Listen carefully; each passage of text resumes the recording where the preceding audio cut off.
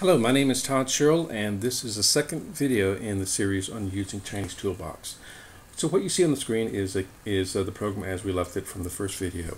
We're not going to be using the help tips, so let's go ahead and close that. In this video, we're going to be talking about document navigation features in Chinese Toolbox. Okay, so this was the document that we were looking at last time. Let's go ahead and import a document. This one here is from the University of Iowa.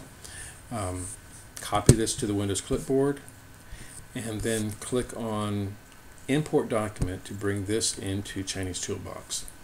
Now on the document menu here, you will see that this document has been given a name according to the date and the time that it was imported.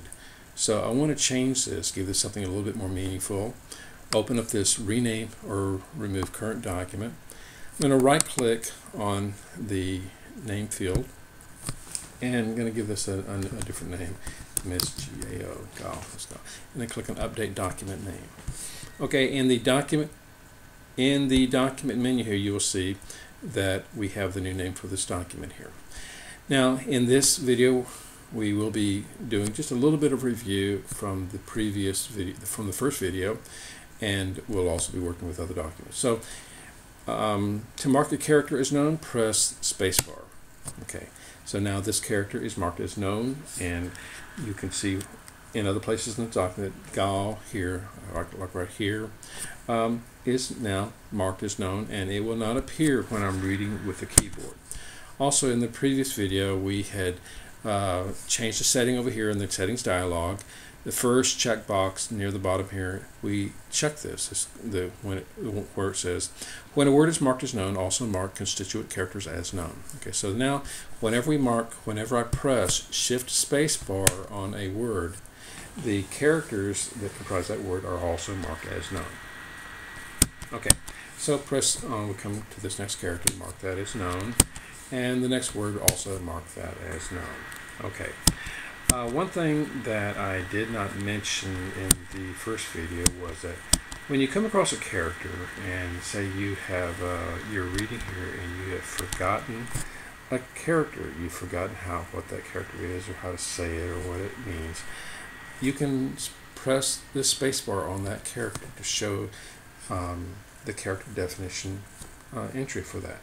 Okay, you don't necessarily need to go back and mark that character as unknown. Okay, just what this is kind of a peek into the character dictionary. Just press spacebar on a known character, and the program will show you the entry for that character in the character dictionary. Okay, all right. So now let's go ahead and switch to the second document. All right. And this is from the University of Virginia. Very simple document. And I've copied that to the Windows clipboard. Now, paste this into Chinese Toolbox. Okay, so 今天, that's the word for today. Shift spacebar to mark that word and those characters as known. And 不能, okay, shift spacebar to mark that word as known. And mark that. Hit spacebar to mark that as known. Okay, so over here on the rename or remove current document, we just imported a document here. Let's go ahead and give that a more meaningful name. Okay, so here we go, cannot buy. All right.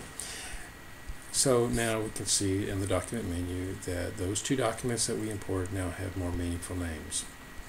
Okay, third document. This document actually comes from this website, Chinese Learner. Okay, there's several real nice short stories here, and I am interested in reading the Speckled Band. So I've taken actually these 8 parts of this document here, and I've pasted them into a Word document. So I have the entire story here in this Word document. So I'm going to copy this to the Windows clipboard and paste this into Chinese Toolbox. Okay, so now we have the Speckled Band in Chinese Toolbox, and as I try to read this right here, mark characters that I mark that known here. Okay, so you get the idea. Now, one thing I want to show you is when you switch between documents, the program now remembers where you were. So let's come back over here to the very first document that we imported, and let's set this over here onto page 2.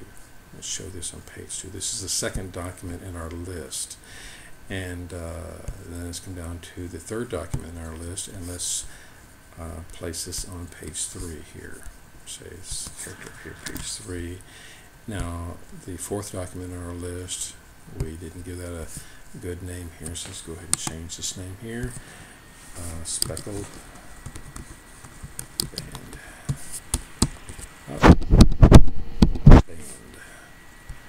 Okay, and so the speckled bands come down here to the fourth page and select a character on the fourth page. Now, as I switch to other documents in this file here, you'll notice that it displays page number 2, and the character that I had selected previously is now shown in the character dictionary window. Come to another document, cannot buy. Okay, you can see down here it shows this is page 3. Okay, and the character that I selected there again is selected. Switching to the speckled band, we're on page 4 here, and same as previously. The character that I was on last time I looked at this document is now selected. Okay. So one of the other new things that I want to cover in this video here is the navigation. Down here at the bottom, besides the previous page and the next page buttons, now you have a go-to field and a button here. So if I tap in this field one time, you'll notice that this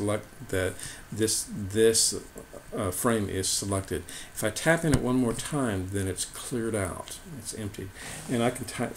Now I can type the number of the page that I want to go to.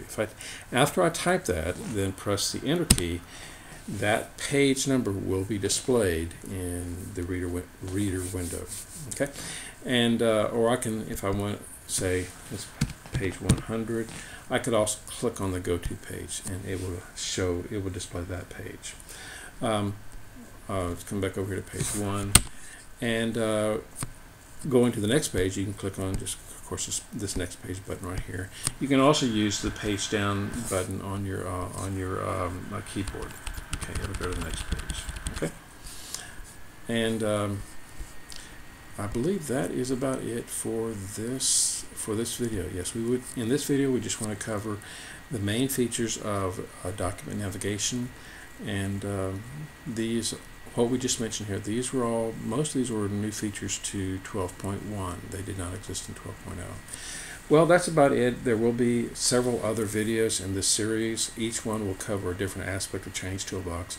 So thank you for watching, and please check back at the Chinese Toolbox website for other videos in this series. Thanks again. Bye.